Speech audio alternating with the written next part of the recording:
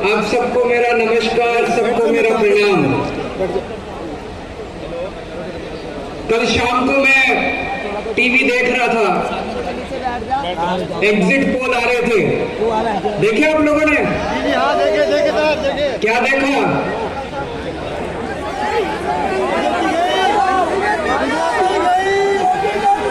हरियाणा और जम्मू कश्मीर से भाजपा की डबल इंजन सरकारें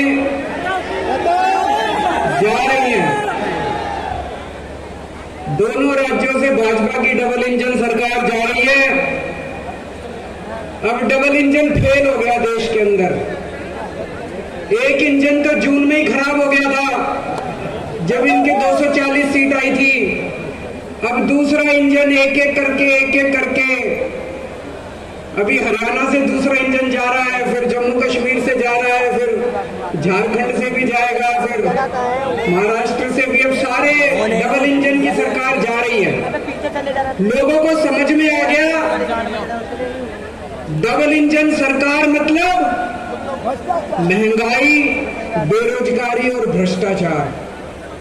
डबल इंजन सरकार मतलब महंगाई, बेरोजगारी और भ्रष्टाचार। इसीलिए पूरे देश से इनकी सरकारें जा रही हैं। अब दिल्ली के चुनाव आने वाले हैं। दिल्ली में आके ये कहेंगे डबल इंजन सरकार बना दो, डबल इंजन सरकार बना दो। इनसे पूछना जब आए कि भाई हरियाणा वालों ने बनाई थी तुम्हारी डबल इंजन की सरकार, 10 साल तक इनकी हरियाणा में डबल इंजन की सरकार रही, तो ऐसा क्या करा तुमने कि हरियाणा में आज कोई इनको अपने गांव में नहीं घुसने दे रहा? पता है आप लोगों को, आपकी रिश्तेदारियां होंगी गांव में। मैं गया था, अभी पूरे हरियाणा में घूम रहा था। मैं चुनाव प्रचार के लिए मैं गया था। भाजपा वालों को गांव के अंदर नहीं घुसने दे रहे। मतलब जैसे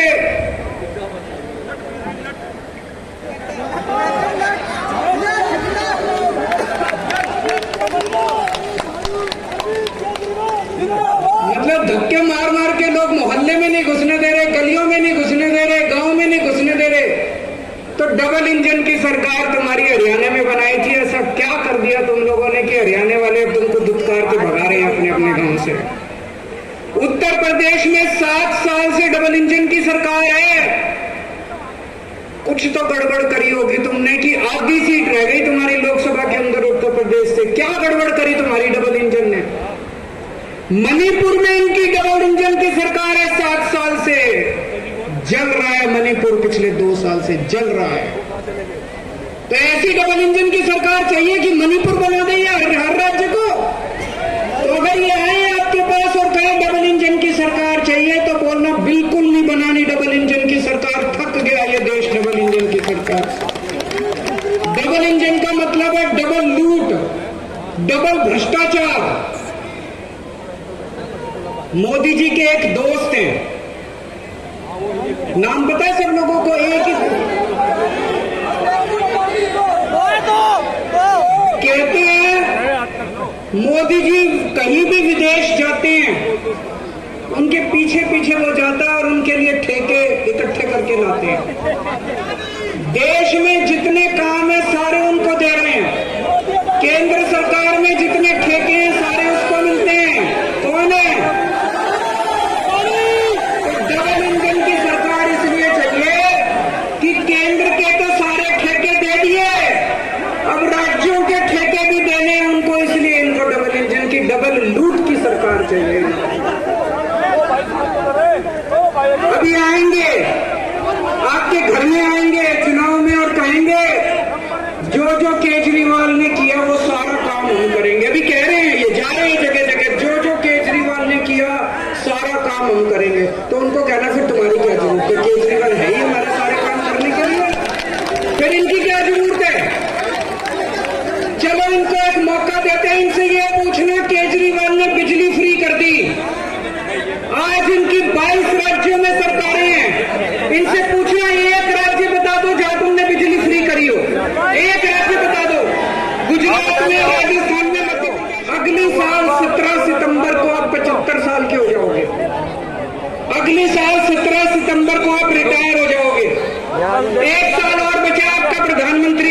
मैं चैलेंज करता हूं प्रधानमंत्री जी, इस 1 साल के अंदर आप अपने इन 22 राज्यों के अंदर कोई काम करके दिखा दो जो दिल्ली के अंदर काम हुए। बिजली मुफ्त करके दिखा दो, स्कूल ठीक करके दिखा दो, अस्पताल ठीक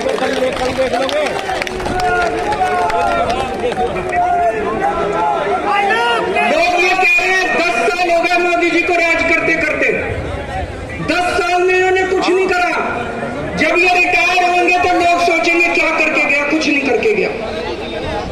आखिरी 1 साल में करके जाओगे तो लोग कहेंगे चलो 10 साल में कुछ नहीं किया, 11वें साल में तो कुछ करके गए। आज मैं मोदी जी को कहता हूं चलो कुछ नहीं, एक ही काम कर दो। फरवरी में दिल्ली के चुनाव है, फरवरी के पहले इन 22 के 22 राज्यों में बिजली मुफ्त कर दो। दिल्ली के चुनाव में मोदी जी का प्रचार करूंगा मैं। इन 22 राज्यों के अंदर आप बिजली मुफ्त करके दिखा दो, जैसे दिल्ली में हमने दिल्ली के लोगों की बिजली मुफ्त करी है। आपका प्रचार केजरीवाल करेगा दिल्ली के अंदर। आज दिल्ली में कानून व्यवस्था, दोस्तों मैं आपसे ईमानदारी से पूछना चाह रहा हूं, चारों तरफ ऐसा माहौल हो रहा है, रोज गोलियां चल रही है दिल्ली में। बड़े बड़े गैंगस्टरों ने अपने ठिकाने बना लिए दिल्ली के अंदर। अखबारों में तो 2-4 खबरें छपती हैं। गांव देहात दिल्ली का है, जो उधर निकल जाओ इतना क्राइम हो गया, इतना अपराध हो गया। मैं लेके आया हूं आज खूब सारे। 4 अक्टूबर को खड्डा कॉलोनी दक्षिण दिल्ली जयपुर में नीमा हॉस्पिटल में एक 50 साल के डॉक्टर की हत्या कर दी गई गोली मार के। 30 सितंबर को उत्तम नगर में भारतीय जनता पार्टी के नेता रमनजीत सिंह की गाड़ी के ऊपर गोलियां चलाई गई। 29 सितंबर को नांगलोई में दिल्ली पुलिस के एक कांस्टेबल ने एक शराब माफिया की गाड़ी रोकने की कोशिश की और उस शराब माफिया के ऊपर गाड़ी चढ़ा के उसकी हत्या कर दी गई। 28 सितंबर को गुलाबी बाग में 4 किलो सोना 3.5 करोड़ का लूट के भाग गए। 28 सितंबर को नारायण विहार में 20 राउंड गोलियां चलाई। एक गाड़ी शोरूम था गाड़ियों का, उसके ऊपर 20 राउंड गोलियां चलाई। 28 सितंबर को महिपालपुर में एक होटल के अंदर फायरिंग हुई। 28 सितंबर को नांगलोई में 2 लोगों ने 3 या 4 राउंड एक दुकान के, ये कई सारे, ये कोई अंत नहीं है। मैं खूब सारे लेके आया हूं। ये जो अपराध दिल्ली के अंदर हो रहा है, सारी सीमाएं तोड़ दी। जैसे 90 के दशक में हम सुना करते थे बंबई में अंडरवर्ल्ड का राज था, वही हाल आज दिल्ली का हो रहा है। लोगों का घर से निकलना मुश्किल हो गया है। और ये तो वो है जो अखबारों में छप रही है, ये तो वो है जिसमें एफआईआर हो गई। मैं आपसे पूछना चाहता हूं कितनी ऐसी घटनाएं हैं जो पुलिस के पास जाती नहीं है, पुलिस एफआईआर ही नहीं करती। कितनी घटनाएं ऐसी हैं दिल्ली के अंदर, आज आम आदमी का सुरक्षित जीना मुश्किल हो गया। दिल्ली पुलिस इनके पास है, सुरक्षा व्यवस्था इनके पास है। क्या कर रही है बीजेपी? क्या कर रही थी बीजेपी जब ये फायरिंग हो रही थी? क्या कर रही है बीजेपी जब ये सारी घटनाएं हो रही हैं? बीजेपी दिल्ली सरकार के काम रोकने की कोशिश कर रही है, बस ये करती है। उनको एक ही काम दिया था आप लोगों ने कि दिल्ली की सुरक्षा व्यवस्था संभालो, वो तो इनसे संभलती नहीं। जो काम इन लोगों को दिया गया वो काम तो ये करते नहीं, लेकिन वो दिल्ली सरकार के काम, वो बस मार्शल रोकने की कोशिश करते हैं। बसों के अंदर इनको क्या पता बसों में कैसे यात्रा होती है। राजनीति में आने के पहले मैं 10 साल दिल्ली की झुग्गियों में रहा था। बसों में रोज आया जाया करता था। बसों में 10 साल तक दिल्ली की बसों में मैंने भी खाक छानी है। मुझे पता है कि दिल्ली की बसों में क्या व्यवस्था होती है। एक महिला जब दिल्ली की बस में चढ़ती है, अगर उसे बैठने को सीट न मिले तो मैं जानता हूं उसके साथ किस तरह का व्यवहार किया जाता है। इधर से कोई छेड़ता है, उधर से कोई छेड़ता है, इधर से कोई उसको तंग करता है। किस तरह से दिल्ली की बसों के अंदर जेल कतरे काम करते हैं, किस तरह से अपराध होते हैं। जब हमारी सरकार बनी हमने दिल्ली में बस मार्शल नियुक्त किए। बस मार्शल जब से नियुक्त किए मेरे को चारों तरफ से पता चलने लगा महिलाएं अब अपने आप को सुरक्षित महसूस कर रही हैं। अगर किसी बस के अंदर कोई मनचला, कोई गलत आदमी किसी महिला को छेड़ता था, वो जोर से शोर मचाती थी, बस मार्शल उसको तुरंत आके दबोच लेते थे और उसको पुलिस थाने ले जाते थे। कितने ऐसे मौके हैं, मेरे को पता है हमारे बस मार्शलों ने कितने अपराध रोके हैं, कितने जेब कतरे आगे 4 साल का बच्चा, उसको किडनैप करके ले जा रहे थे कुछ लोग। वो बच्चा पूरी तरह से रो रहा था।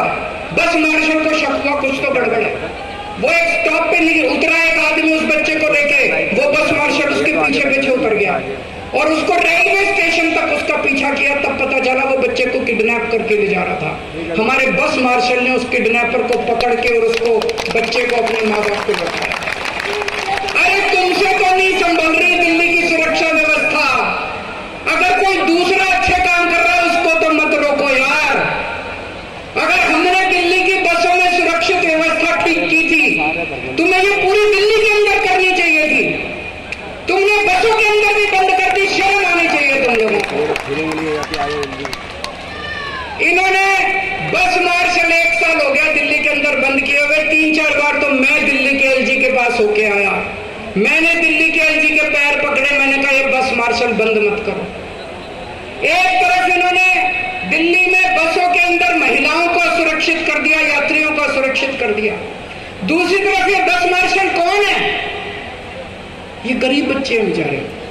15-15 हजार रुपए मिलते हैं इनको महीने के।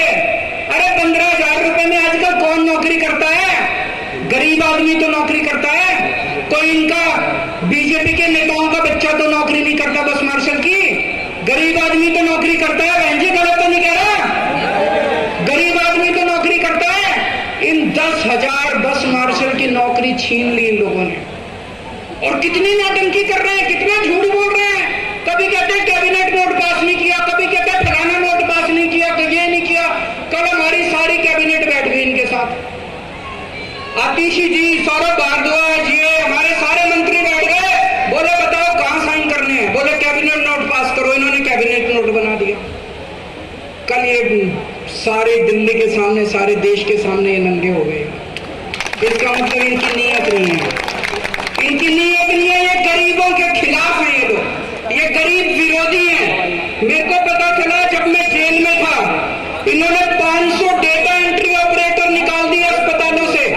गरीब डेटा, जब आप सरकारी अस्पताल में जाते हो, खिड़की पे जाते हो, जो आपकी पर्ची बनाता है वो तो गरीब आदमी होता है जो पर्ची बनाता है।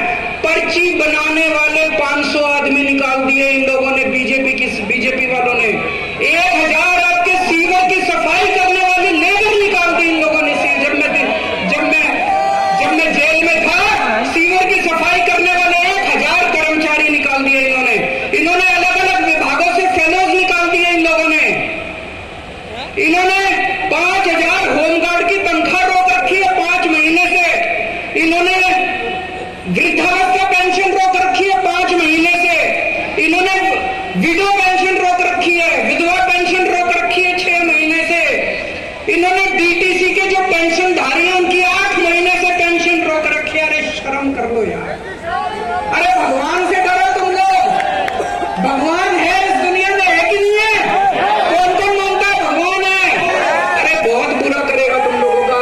इनकी हाय लगेगी। ये गरीब है सारे, ये कोई अमीर लोग नहीं है। इनकी तनख्वाह रोक ली, इनकी नौकरियां छीन ली, हाय लगेगी तुमको। तुमको लगता है ऐसे तुम दिल्ली जीतोगे? अरे कुछ अच्छे काम करो यार। तुम्हारे पास इतनी बड़ी ताकत है, केंद्र सरकार में तुम्हारी सरकार है, इतना पैसा है, कुछ अच्छे काम करते। लेकिन अब चिंता मत करना, तुम्हारा केजरीवाल आ गया, सबकी तनख्वाह दिला दूंगा।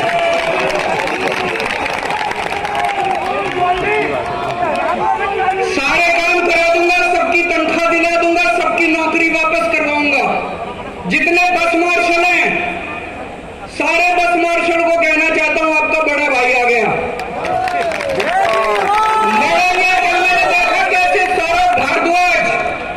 कैसे सौरभ भारद्वाज विजेंद्र गुप्ता के पैरों के अंदर पड़ा था। ये छोटी बात नहीं है भाई साहब, बहुत बड़ी बात है। कोई मंत्री बन जाए उसका ऐसा अहंकार हो जाता है, ऐसा अहंकार हो जाता है। मैं अभी इनके एक मंत्री का बयान बताऊंगा। हमारे मंत्री दिल्ली के लोगों के लिए इनके पैरों में भी गिर जाते हैं। कल सौरभ भारद्वाज बीजेपी के पैरों में नहीं गिरा था। सौरभ भारद्वाज कौन है? ये कोई एक शख्स नहीं है, दिल्ली के 2 करोड़ लोगों द्वारा चुना हुआ मंत्री है, आपका मंत्री है। कल सौरभ भारद्वाज बीजेपी के पैरों में नहीं था, इस देश का जनतंत्र बीजेपी के पैरों में गिर के कराह रहा था। बड़ी शर्म आई, जिस पार्टी को 62 सीटें दी लोगों ने और जिस पार्टी को 8 सीटें दी, वो 62 सीटें वाली सरकार बीजेपी के पैरों में गिर के उनसे भीख मांग रही है, हमारे बस मार्शल्स को बचा लो। मैं जब जेल गया, इन्होंने आपकी सड़कें खराब कर दी, सड़कों की रिपेयर बंद करा दी, जगह जगह सीवर की मेंटेनेंस बंद करा दी। इन्होंने, हम दवाइयां फ्री देते हैं अस्पतालों में, मोहल्ला क्लिनिक में, फ्री दवाई, फ्री टेस्ट का इंतजाम किया है। 8 साल से सही चल रहा था, सबको फ्री दवाइयां मिल रही थी, सबको 9 साल से फ्री दवाइयां, फ्री टेस्ट। मैं जेल गया, इन्होंने आपकी दवाइयां बंद करा दी, इन्होंने आपके टेस्ट बंद करा दिए। मेरे को बड़ी तकलीफ हुई। अरे इस पृथ्वी के ऊपर भगवान ने भेजा है कुछ पुण्य कमाने के लिए यार। सत्ता के लिए इतना अहंकार मत करो, सत्ता के अहंकार में इतने मत चूर हो जाओ कि इतने बुरे पार्टी शुरू कराएंगे। दवाइयां और टेस्ट जो इन्होंने बंद कराए हैं वो भी दोबारा चालू कराएंगे। ओल्ड एज पेंशन मुझे पता चला कि चालू हो गई है। आज दिल्ली में जनतंत्र नहीं है। पहले हमारे देश में ब्रिटिश राज था, आज हमारे देश में एलजी राज है। जब मैं जेल में था, मैंने भगत सिंह, सुभाष चंद्र बोस, अशफाक उल्लाह खान, इनकी जिंदगी, इनके बारे में खूब पढ़ा, अपने भारतीय स्वाधीनता आंदोलन के बारे में खूब पढ़ा। तो क्या एलजी को बस मार्शल हटाने की पावर होनी चाहिए? अगर दिल्ली की जनता चाहती है कि अस्पतालों में फ्री दवाइयां मिलनी चाहिए, तो क्या एलजी के पास दवाइयां बंद करने की पावर होनी चाहिए? अगर दिल्ली की जनता चाहती है कि हमें फ्री टेस्ट मिलने चाहिए, इलाज फ्री होना चाहिए, तो क्या एलजी को इलाज बंद करने की पावर होनी चाहिए? अगर दिल्ली की जनता चाहती है कि हमें फ्री बिजली मिलनी चाहिए, तो क्या एलजी को फ्री बिजली बंद करने का अधिकार होना चाहिए? कौन होता है एलजी दिल्ली के लोगों के खिलाफ निर्णय लेने वाला? हमें दिल्ली के अंदर दो जनतंत्र लेके आना है, जो पूरे देश के अंदर दूसरे लोगों का अधिकार है। पूरे देश में आप पंजाब चले जाओ, राजस्थान चले जाओ, मध्य प्रदेश चले जाओ, छत्तीसगढ़ चले जाओ, वो लोग वोट डालते हैं, जिस सरकार को चुनते हैं उस सरकार की पूरी पावर होती है। आज दिल्ली के लोगों के पास अपनी पावरफुल सरकार चुनने का अधिकार नहीं है। मैं एक बहुत छोटा आदमी हूं। आज से 10-12 साल पहले सोच के देखो, इस देश में कोई जानता नहीं था केजरीवाल कौन है, कोई नहीं जानता था। ये तो पता नहीं मैंने कुछ पुण्य करे थे कि आप लोगों ने इतना मेरे को मान सम्मान, इतनी बड़ी जिम्मेदारी दे दी। मैं दिल्ली की झुग्गी बस्तियों में काम किया करता था, झुग्गी बस्तियों से उठा के आप लोगों ने अपने दिल में बसा लिया मेरे को। मैंने पता नहीं क्या पुण्य किए थे मैंने। आज मैं आपके सामने कसम खा के जा रहा हूं, अपनी जिंदगी के अंदर आपको मैं पूरे आपके अधिकार दिला के रहूंगा। दिल्ली को पूर्ण राज्य बना के रहेंगे, दिल्ली को एलजी से मुक्ति दिला के रहेंगे। दिलानी है कि नहीं दिलानी? दिल्ली को एलजी के राज से मुक्ति दिला के रहेंगे, जनता का राज शासन करके रहेंगे, जनता का शासन कायम करके रहेंगे।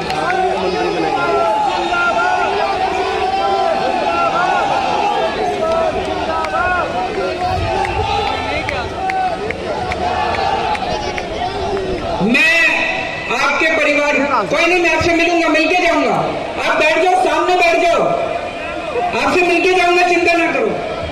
कोई मिलना चाह रहा है, मैं सबसे मिलता हूँ भाई साहब, मैं किसी से मना नहीं करता। दोस्तों, मैंने अपने 2 करोड़ लोगों को परिवार माना है। आप सब मेरा परिवार हो। अब अगर आपके घर में महंगाई हो रही है बहुत ज्यादा, मोदी जी ने महंगाई कर दी, तो क्या मैं चुप बैठा रहूं? मेरे को कुछ करना चाहिए, नहीं करना चाहिए? मैंने आपकी बिजली फ्री कर दी, बताओ क्या कसूर करा? मैंने आपका पानी फ्री कर दिया, बताओ क्या कसूर करा? दिल्ली की सारी महिलाएं मेरे को अपना भाई मानती हैं। मैंने अपनी बहनों के लिए बस का किराया मुफ्त कर दिया, बताओ क्या गलत करा? दिल्ली के जितने बच्चे हैं उनको मैं अपना बच्चा मानता हूं, उनके लिए मैंने अच्छे स्कूलों का इंतजाम कर दिया, बताओ क्या गलत करा? मोदी जी कह रहे हैं फ्री की रेवड़ी दे रहा है, फ्री की रेवड़ी दे रहा है, फ्री की रेवड़ी दे रहा है, मुफ्त की रेवड़ी दे रहा है केजरीवाल, मुफ्त की रेवड़ी दे रहा है। मैं मोदी जी को कहना चाहता हूं, अगर गरीबों के बच्चों को अच्छी शिक्षा देना मुफ्त की रेवड़ी है तो हाँ, केजरीवाल मुफ्त की रेवड़ी देगा। अगर दिल्ली के लोगों को अच्छा इलाज देना मुफ्त की रेवड़ी है, हाँ, केजरीवाल मुफ्त की रेवड़ी दे रहा है। अगर दिल्ली के लोगों को महंगाई से छुटकारा दिलाना, बिजली की फ्री करना मुफ्त की रेवड़ी है, हाँ, केजरीवाल मुफ्त की रेवड़ी दे रहा है। आज मैं मुफ्त की रेवड़ियां लेके आया हूं। ये एक पैकेट है, इसमें 6 रेवड़ी है। आप जब यहां से जाओगे तो बाहर गेट पे आपको एक एक पैकेट मिलेगा 6 रेवड़ी का। केजरीवाल ने 6 मुफ्त की रेवड़ी दी है दिल्ली के हर नागरिक को। ये 6, इसमें 6 मुफ्त की रेवड़ी है। कौन कौन सी है? पहली रेवड़ी मुफ्त बिजली, दूसरी रेवड़ी मुफ्त पानी, तीसरी रेवड़ी बुजुर्गों के लिए मुफ्त तीर्थ यात्रा, चौथी रेवड़ी महिलाओं के लिए मुफ्त बस यात्रा, 5वीं रेवड़ी सबके लिए फ्री और शानदार शिक्षा, 6ठी रेवड़ी सबके लिए मुफ्त अच्छा इलाज। ये 6 रेवड़ी दे रहे हो। 7वीं रेवड़ी आने वाली है, हर महिला को 1000 रुपए उनके पैकेट।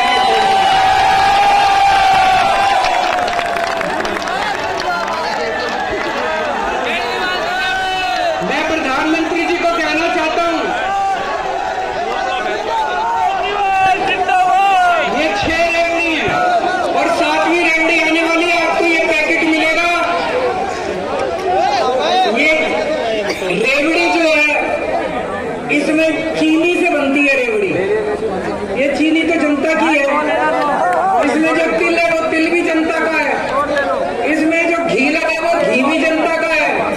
इसमें जो इलायची डली, इलायची भी जनता की है। मैं तो हलवाई हूं, मैंने ये सारा मिला के जनता की रेवड़ी बना के आपको दे दी। ये रेवड़ी मेरी थोड़ी है। तिल भी आपका, इसमें चीनी भी आपकी, इसमें तेल भी आपका, घी भी आपका, इसमें इलायची भी आपकी। ये रेवड़ी जनता का, ये तो भगवान का प्रसाद है। आज आप ये लेके जाओगे, जब ये पैकेट आपको यहाँ पे मिलेंगे, जब घर मिल गए सबको, ये पैकेट आप घर में ले जाके आपके घर में पूजा करोगे, है कि नहीं है? इसको जेब में डालना ना, भी खाना नहीं। घर में जाके पूजा, घर में रख के पूजा करके इसके भगवान के सामने, ये प्रसाद है, ये प्रसाद है, ये प्रसाद है। इस प्रसाद को पूजा घर में रख के इसका प्रसाद चढ़ा के फिर सबको बांट देना, घर के अंदर एक एक सबको बांट देना। मैं मोदी जी को कहना चाहता हूं, जनता से तिल इकट्ठा करके, घी इकट्ठा करके, चीनी इकट्ठी करके, गुड़ इकट्ठा करके मैंने रेवड़ी बना के जनता में बांट दिया, प्रसाद बांट दिया।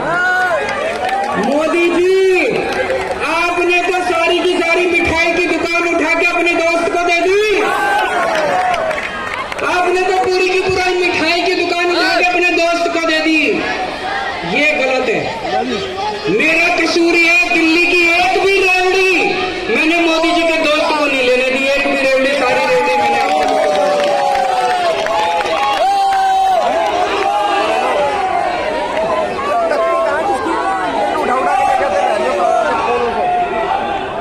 इन्होंने दोस्तों पूरी प्लानिंग कर रखी है।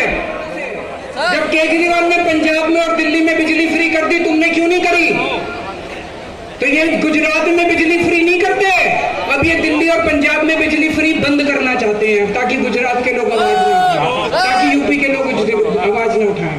तो अगर आपने गलती से इनको वोट दे दिया, आपकी फ्री बिजली 6 की 6 रेवड़ी आपकी खत्म हो जाएंगी, आपका सब खत्म हो जाएगा। कहते हैं केजरीवाल चोर है, मोदी जी कहते हैं केजरीवाल चोर है। मैं आपसे पूछना चाहता हूं, फ्री बिजली देने वाला चोर है कि बिजली महंगी करने वाला चोर है? बच्चों के लिए अच्छी शिक्षा देने वाला चोर है कि बच्चों की शिक्षा महंगी करने वाला चोर है? फ्री इलाज देने वाला चोर है कि सरकारी अस्पताल बंद करने वाला चोर है? मैं आपसे पूछना चाहता हूं, पानी फ्री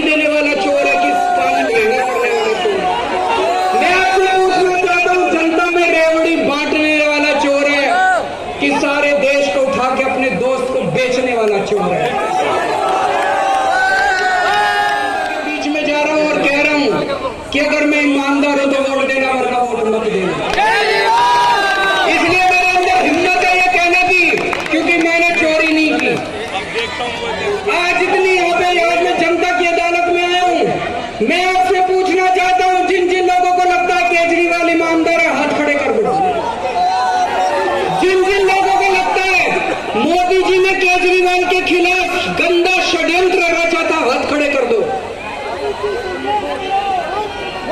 मैंने केवल जनता के लिए काम किया। मैंने अपने लिए कभी काम नहीं किया, मैंने अपने परिवार के लिए काम नहीं किया।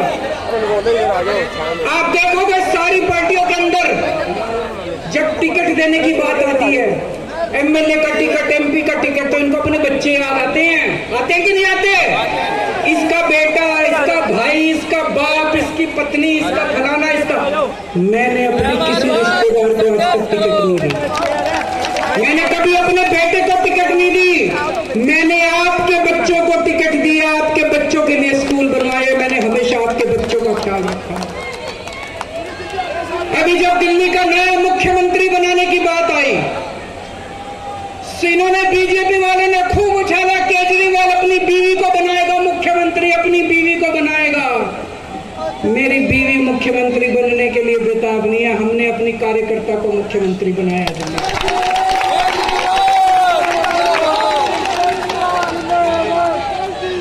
जब मैं जेल के अंदर था दोस्तों, इन्होंने तरह तरह से मुझे यातनाएं देने की कोशिश की।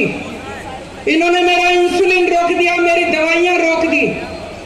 पिछले 10 साल से मेरे को रोज 4 बार इंसुलिन के इंजेक्शन लगते हैं पेट में। 4 बार रोज, सुबह 3 बार खाने के पहले और 1 बार सोते टाइम। 4 बार इंजेक्शन रोज लगते हैं इंसुलिन के। इन्होंने 15 दिन तक मेरा इंसुलिन बंद कर दिया। मैं अमित शाह जी से पूछना चाहता हूं, अमित शाह जी को भी शुगर की बीमारी है, अमित शाह जी को भी इंसुलिन के इंजेक्शन लगते हैं। मैं उनसे पूछना चाहता हूं, अमित शाह जी मेरे को ये बता दो, अगर 15 दिन आपके इंसुलिन के इंजेक्शन बंद कर दे तो आपका क्या हाल होगा? अमित शाह जी मेरे को बता दें, उनको भी डायबिटीज है, उनको भी इंसुलिन के इंजेक्शन लगते हैं। अमित शाह जी आपने मेरे इंसुलिन के इंजेक्शन बंद कर दिए तिहाड़ जेल के अंदर 15 दिन। आपके अगर 15 दिन इंजेक्शन बंद कर दिए जाए, आपका क्या हाल होगा? मेरी किडनी खराब हो सकती थी, किडनी खराब होकर मेरी मौत हो सकती थी। अमित शाह जी क्या यही आपका मकसद था? क्या आप यही चाहते थे? अमित शाह जी 2010 में 4 महीने के लिए अमित शाह जी को जेल हुई थी। गुजरात की जेल में रहे थे वो 4 महीने के अंदर, 4 महीने के लिए। मैं उनसे पूछना चाहता हूं, क्या आपके भी इंसुलिन के इंजेक्शन बंद कर दिए गए थे जब आप जेल में थे? तो आपने मेरे साथ ऐसा क्यों किया? आपकी क्या मंशा थी? ये देश जानना चाहता है। जानना चाहते हो कि नहीं जानना चाहते? ये देश जानना चाहता है आपने केजरीवाल का इंसुलिन बंद क्यों किया जेल के अंदर। मैं आज अपने पार्टी के कार्यकर्ताओं से एक ही चीज कहना चाहता हूं।